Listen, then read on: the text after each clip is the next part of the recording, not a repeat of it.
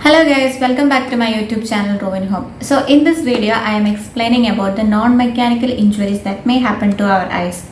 So many of us may be aware about the accidents or blunt trauma that may be affecting our eyes. That is a separate part of injuries.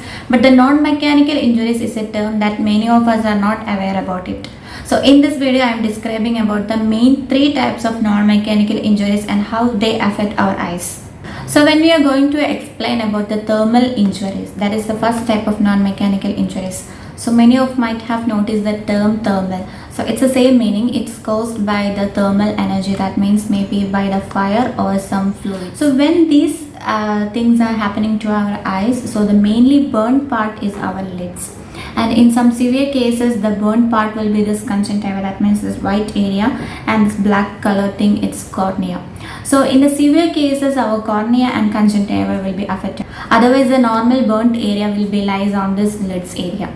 So whenever these kind of injuries may happen to you, you should consult a nearby ophthalmologist or nearby consultants and don't go for any home remedies. And usually, as I told you, like when in the severe cases it may affect our cornea and conjunctiva. So mainly when cornea is affected, the ophthalmologist will give you some steroids, antibiotics or some of the injections or etc.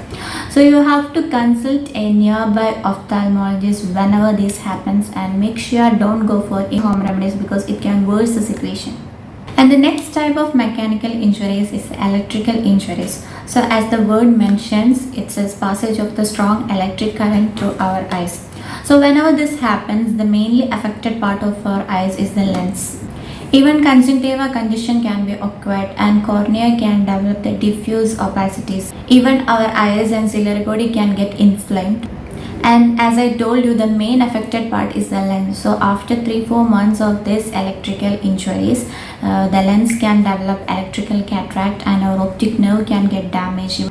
Even our retina can be affected. It can show some hemorrhages when we are going for a scan. So these are all about the electrical injuries and how they affect our eyes. So whenever we got an electrical injury, directly visit an ophthalmologist. And the next main part is the radiational injuries, and that is a main important because many of us are ignoring these kind of injuries. And the first and important thing in this radiational injury is about the UV radiation.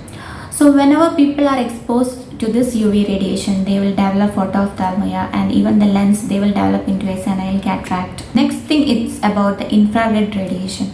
So it's causing our eyes same like the UV radiation, but in this case it will cause our solar macular burn. And the next thing in this radiational injuries is about the ionizing radiational injuries.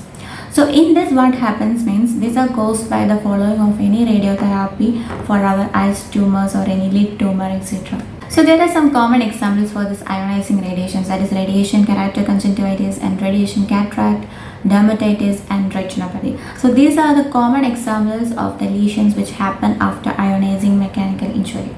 So I think whoever listening to this video may got an idea about the non-mechanical injuries, and there are three types of non-mechanical injuries, that is a thermal, radiational and electrical.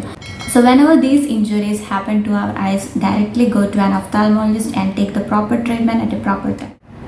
So I think this video had helped you a lot. So if you like these types of videos or informative videos, kindly do subscribe my channel.